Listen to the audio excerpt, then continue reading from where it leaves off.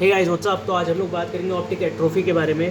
तो optic atrophy का क्या मतलब होता है? सबसे पहली बात तो एट्रोफी क्या मतलब होता है? ये होता है डीजनरेशन और to deteriorate, right?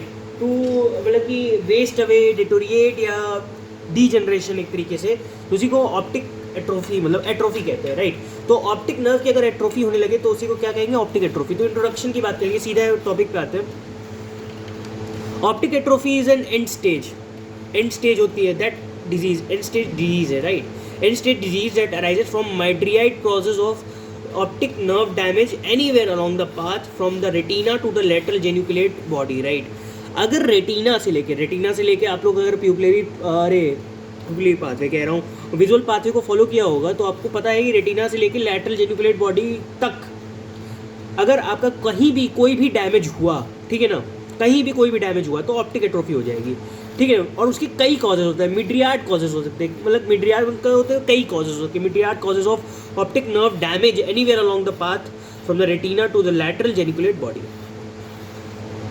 Degeneration of optic nerve which occurs as an end result of any pathological process, यही होता है डीजनरेशन हो गया ऑप्टिक नर्व का, which occurs as end result of any pathological process, कोई भी पैथोलॉजिकल प्रोसेस हो सकती है, that damage the axons in the anterior visual system, that is from the retinal ganglion cell to the lateral geniculate body। अगर anterior visual system कौन सा होता है आपका?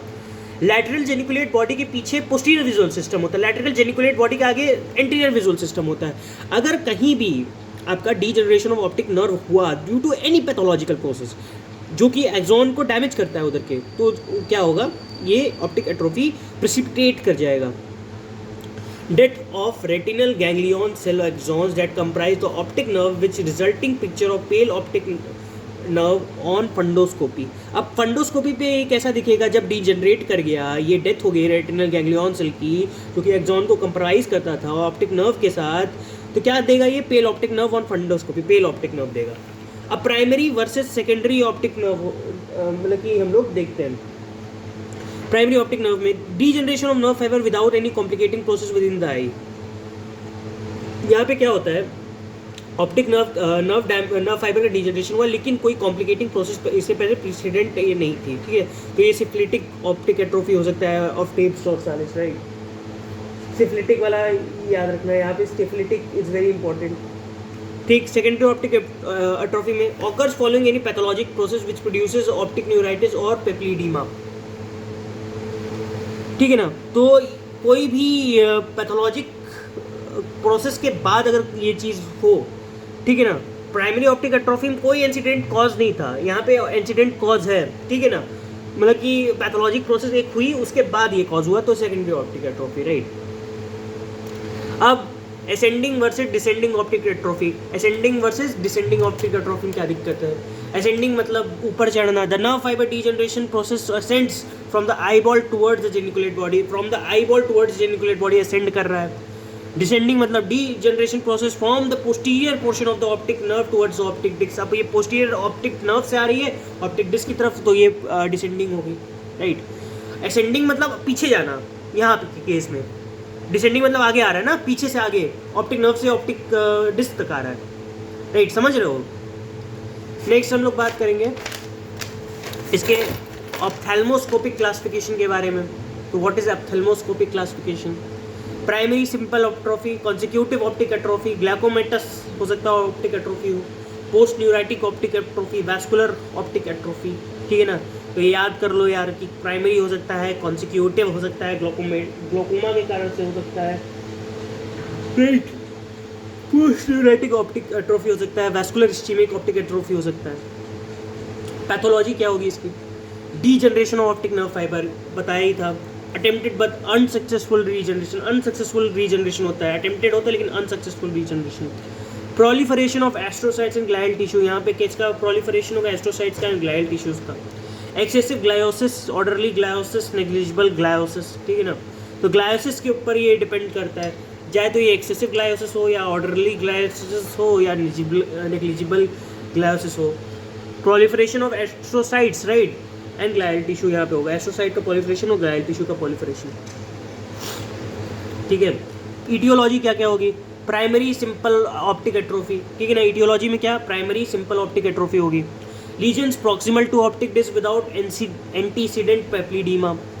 यहाँ पे पेप्लिडीमा आप लोग को प्रीवियसली नहीं देखने मिलेगा, प्रॉक्सिमल टू ऑप्टिक डिस्क होगा basically.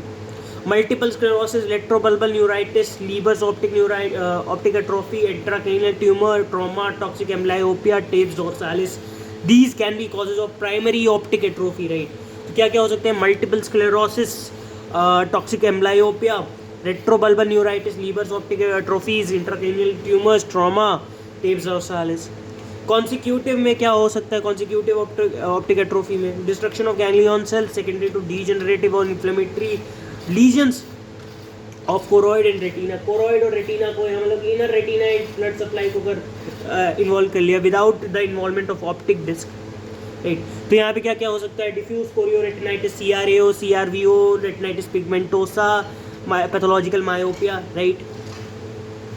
Post neuritic optic atrophy में क्या होगा? लॉन्ग स्टैंडिंग पेप्लिडीमा और पेपिलाइटिस।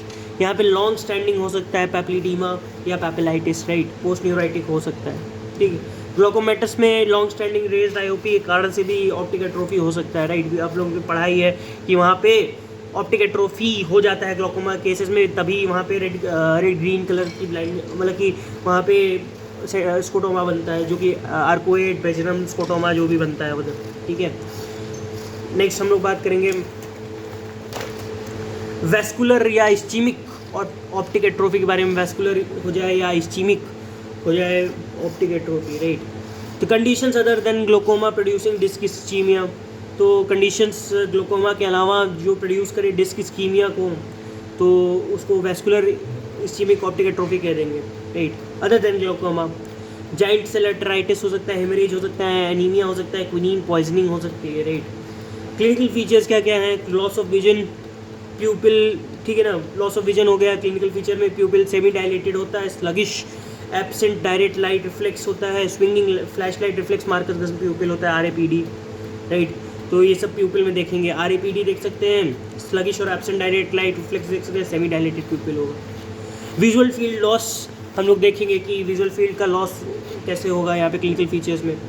ऑप्थेल्मोस्कोपिक अपीयरेंस ऑफ डिस्क में पेलर ऑफ डिस्क देखेंगे, decrease number of small blood vessels इसको कहते हैं, क्वेश्चन बाउम इंडेक्स, ठीक है ना, इसको क्या कहते हैं? बाउम इंडेक्स, राइट। ये 10 होता है नॉर्मली, और अगर लेस देन 7 हुआ तो ये मतलब ऑप्टिक एट्रोफी हो रहा है बंदे को। Small blood vessels to large blood vessel का ये होता है, स्मॉल अपॉन लार्ज, ठीक है ना, रेशियो होता है। प्राइमरी ऑप्टिक एट्रोफी में क्या दिखेगा? चौकी वाइट अपीयरेंस दिखेगा, वेल डिफाइंड मार्जिन दिखेंगी, नॉर्मल वेसल्स होंगे, ठीक है ना, और surrounding retina is healthy, surrounding retina healthy दिखेगा। पोस्ट पेप्लिडेमिक सेकेंडरी ऑप्टिक एट्रोफी में क्या दिखेगा? डर्टी ग्रे वाइट अपीयरेंस दिखेगा, इल डिफाइंड मार्जिन दिखेगी, peripheral sheathing of vessels, highline bodies can be seen in surrounding retina. Highline bodies देख लोगे surrounding retina में आप, ठीक है। तो बेसिकली इसे जो मेन बात है, चौकी वाइट अपीयरेंस है, यहाँ पे डर्टी ग्रे वाइट अपीयरेंस और इल डिफाइंड मार्जिन, और वहाँ पे well defined margin, right.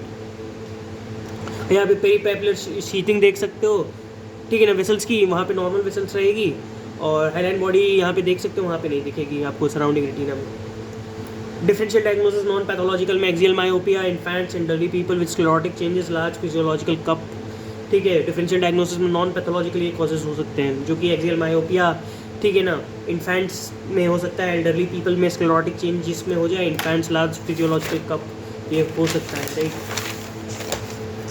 Pathological में क्या क्या हो सकता है? हाइपोप्लेजिया, कंजेनाइटल पिट, कोलोबोमा, ये सब में हो सकता है। Can be confuse with pallor of optic disc seen in partial optic atrophy, right. Treatment, treat the underlying cause को ट्रीट कर दो। Once complete atrophy has set in, vision can't be recovered. Vision जो है, अगर complete optic atrophy हो गया तो vision जो भी ऑब्वियस सी बात है कि रिस्टोर तो तुम कर नहीं सकते। Primary versus secondary versus consecutive optic atrophy के बीच में डिफरेंसेस थोड़े से देख लो, इंपॉर्टेंट है। तो अपीयरेंस कैसा होगा? जैसा बताया था, प्राइमरी में चौकी वाइट होगा, यहाँ पे डर्टी वाइट होगा, यहाँ पे वैक्सी पेलर हो जाएगा। मार्जिन होगी वेल डिफाइंड होगी, इल डिफाइंड होगी, यहाँ पे भी वेल डिफाइंड होगी।